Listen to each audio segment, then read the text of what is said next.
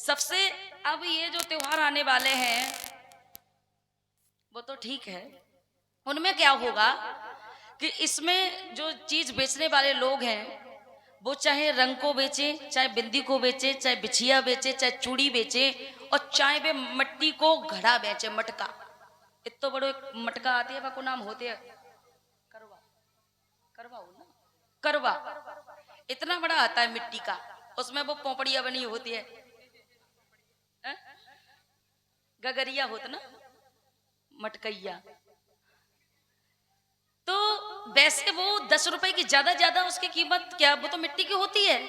अब जो वो बनाने वाले अगर वो अपनी मेहनत लेंगे तो वो ज्यादा 10 रुपए मान लो, 10 रुपए, 20 रुपए मान लो। लेकिन अब जब मिलेगी तो अब वो कम से कम 70 रुपए 75 रुपए से कम की नहीं मिलेगी। क्यों? और ये आटा वाली चलनी कितने की आती, कितने की आती, कोई बताएगा? ये केवल हम आप लोगों से प्रश्न करें, कितने की आती? ज्यादा से ज्यादा 15 रुपए की, और बस 20 रुपए तक की आएगी। लेकिन अब जब चलनी आएगी तो उसमें क्या होगा कि जे बहुत चमक वाला वो कागज लगा दिया जाएगा, कोई पॉलीथिन लगा दी जाएगी, और वही चलनी की कीमत, जैसे अगर 5 रुपए की पॉलीथिन लगाई तो वो कम से कम वो 100 रुपए की बेचेंगे। और इन्हें खरीदनी है, क्यों खरीदनी है? कि इन्हें उस चमकनिया वाली चलनी से चांद को देखना है, चांद को देखना है। हमारे देश की महिलाएं क्या करती हैं और विदेश की महिलाएं क्या करती हैं? विदेश की महिलाएं चांद पर जाके रिसर्च कर रही हैं, विदेश की महिलाएं चांद पर जाके रिसर्च कर रही हैं, लेकिन हमारे देश की महिलाएं चलनी में चांद को देखकर करवा चौथ का व्रत तोड़ रही है, व्रत तोड़ रही है।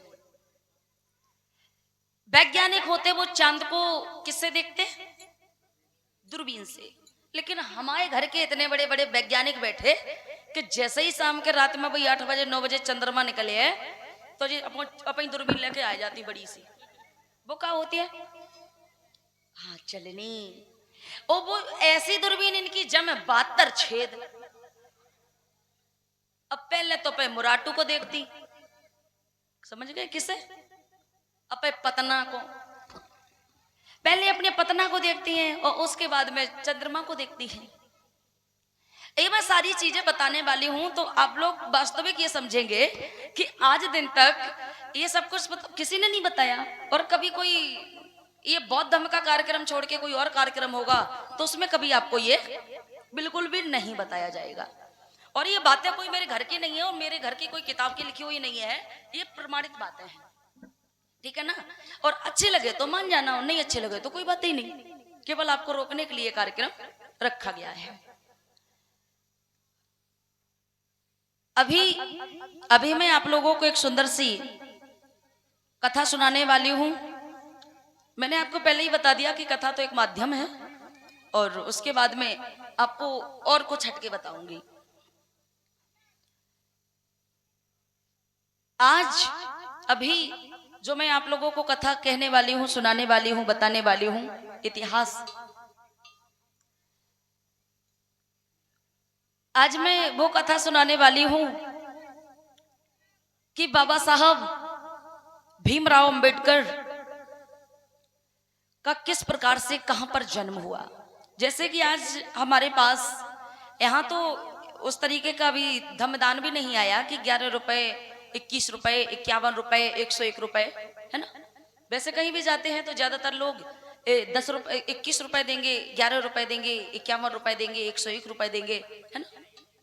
तो ये चीज का भी मैं मतलब बताने वाली हूँ कि दान भी जैसे किसी को करना चाहिए तो कैसे करना चाहिए, किस प्रकार से।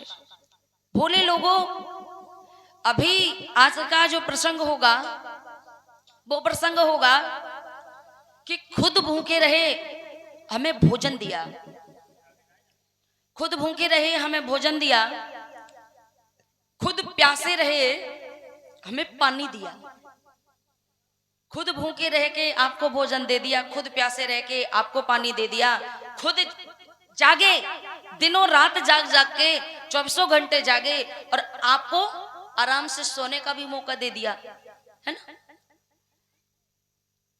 खुद अपमान की जिंदगी झेले, हमें सम्मान दिया, ये किसने दिया? वेरी गुड, वेरी गुड, बहुत सुंदर। ये दिया बाबा साहब भीमराव अंबेडकर ने, है ना। आज आप लोग तो पढ़ने सब जाती होंगे, और जी गांव के बच्चे भी बहुत साफ सुथरे एकदम से मम्मी करके भेजती हैं, यहीं से पता चल रहा है। और सुबह भी हमने देख लिया था, मम्मी ने बाद में नहाया और बच्चे पहले ही तैयार हो गए एकदम से। तो ये अच्छी बात है, ये अच्छी बात है। आप लोग बढ़िया कपड़े पहनो, तैयार होके रहो, है? और कहीं कहीं देखो तो वे मोमबत्ती की फैक्ट्री लगाए फिर रहे। भोले लोगों, अभी जो मैं प्रसंग सुनाऊंगी वो बहुत सुंदर कहानी है कि बाबा साहब भीमराव अंबेडकर ने 14 अप्रैल सन 1891 इंदौर की महू छावनी जो महाराष्ट्र में पड़ती है, वहां पर किस प्रकार से जन्म लिया और उसके बाद में आपके लिए आगे क्या क्या काम किए, है ना, और किस प्रकार से काम किए। आपके लिए अगर असली कोई देवता है तो वो कौन है, कैसा है, ये मैं बहुत सारी चीजें बताने वाली हूँ, और कम समय में ज्यादा से ज्यादा मैं बताने वाली हूँ, और कोशिश भी करूंगी ज्यादा से ज्यादा बताने की। और गाने या ढोलक बाजा जो भी है ये थोड़ा कम करके और आपको ज्यादा बताऊंगी, ठीक है ना, सही है कि नहीं। और अगर जो भी आपको जैसे डांस का मन है हमें बता देना, कर लेते हो कि नहीं कर लेते आप लोग, हाँ? सही में ऐसा तो हो ही ना सकत के राठ के अंदर जे माताएं बहना कोई कर ना पाते हैं, क्योंकि जब राठ जैसे शहर में रामलीला मैदान में जब वहां की महिलाएं डांस कर सकती, और आप ही लोग तो सब लोग गए थे वहां पे, शायद गए होंगे दूर दराज से सब लोग। भोले लोगों तो कोई बात नहीं, आप लोग तैयार रहिएगा, ठीक है, अपने हाथ पैर फटकार के रहिएगा, और जब जो आप आए पड़े तो तब वो काम अपना शुरू कर दो। भोले लोगों, महाराष्ट्र, महाराष्ट्र में एक छोटा सा जिला पड़ता है, जैसे ये यूपी है, यूपी उत्तर प्रदेश में ही ये आपका छोटा सा जिला कौन सा है, हमीरपुर, है ना, है? हमीरपुर। और हमीरपुर जिले में ये आपका छोटा सा ये ग्राम टिकरिया, है ना।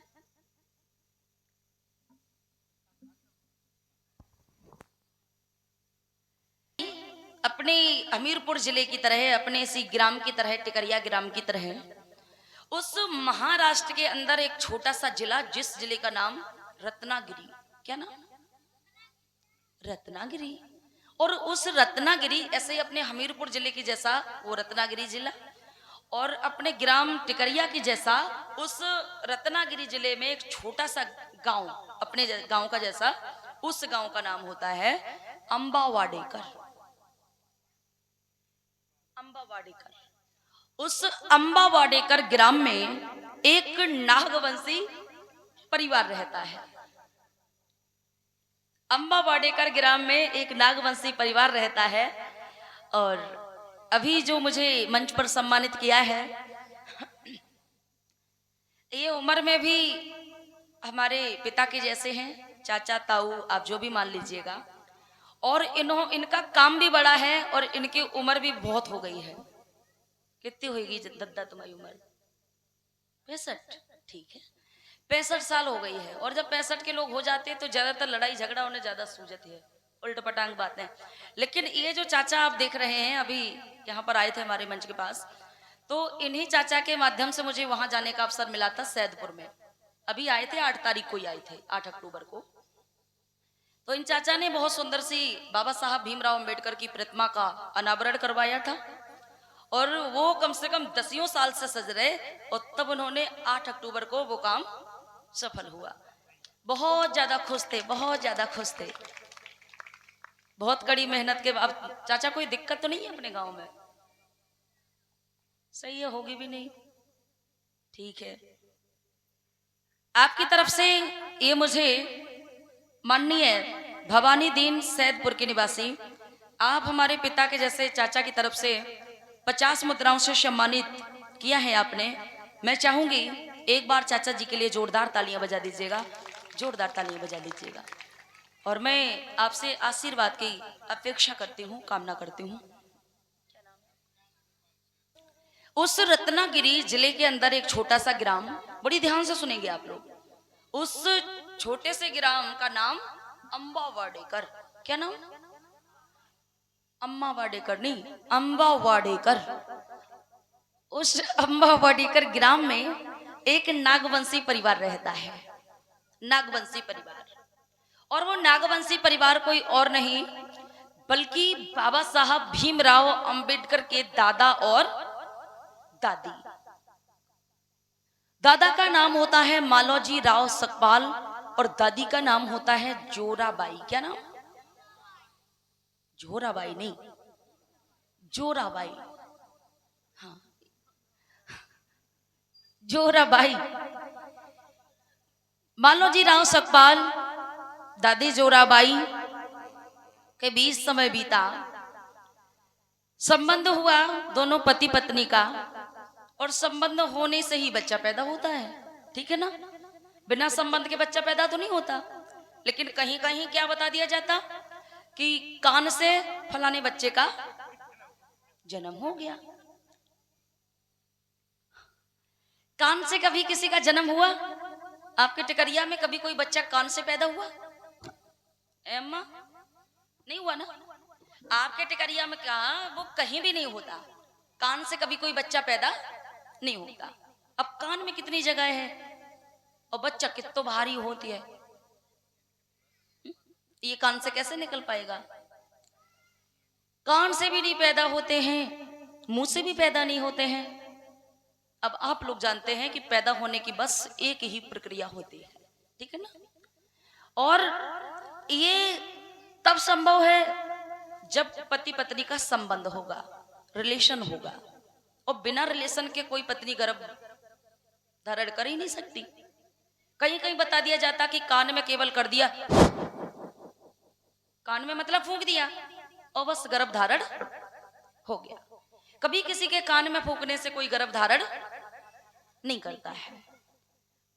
आपके महापुरुषों ने कहा कि किसी बात को मानो, मानने से पहले क्या करो कि मानो तो कोई बात नहीं, लेकिन मानने से पहले उसे मानो तो, लेकिन मानने से पहले उससे जानो, उसकी सच्चाई जानो कि उसकी सच्चाई क्या है, फिर मानो अच्छे से। आप लोग क्या करते कि जानने की कोई कोशिश ही नहीं करते और सीधे मान लेते उसे, ठीक है ना? आइए हम लोग सीधे चलते हैं उसी कथा प्रसंग की तरफ, आप लोग सुनेंगे।